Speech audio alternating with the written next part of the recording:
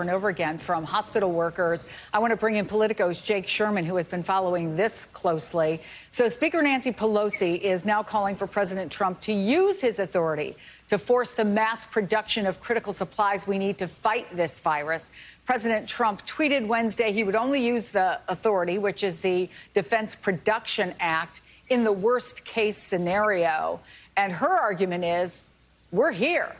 What are you hearing about where that's going, Jake? I know he signed that last night, but he has not put it into action.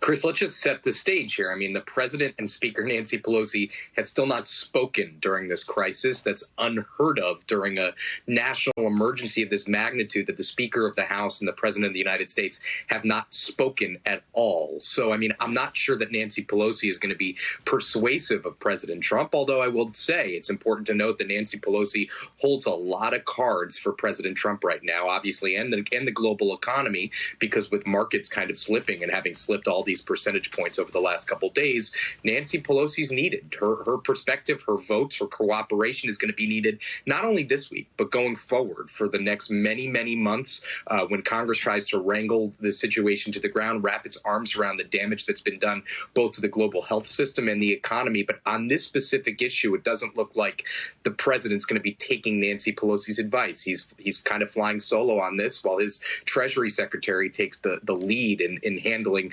the kind of broad overall congressional reach liaison. It's quite amazing to see the president has just not been active with Congress in any way, shape, or form. Well, and something else, as you well know, has been introduced into the equation, Jake, which is that 2 members of Congress have tested positive, and both of them were around many other members of Congress. Is that right?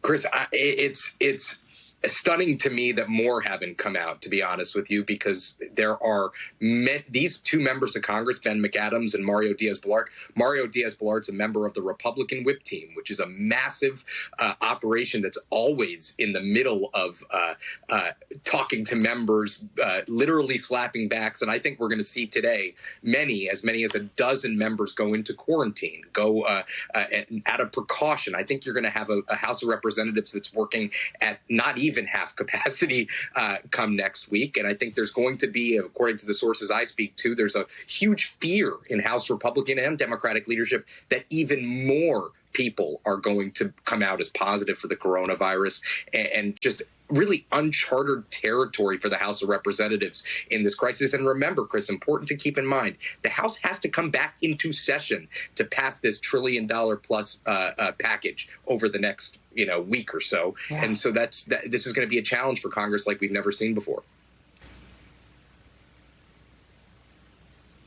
Hey, Dr. Dahl, Jake, stand by for me if you can. Dr. Dahl, let me bring you into the conversation here. And again, apologies if we have to interrupt you to start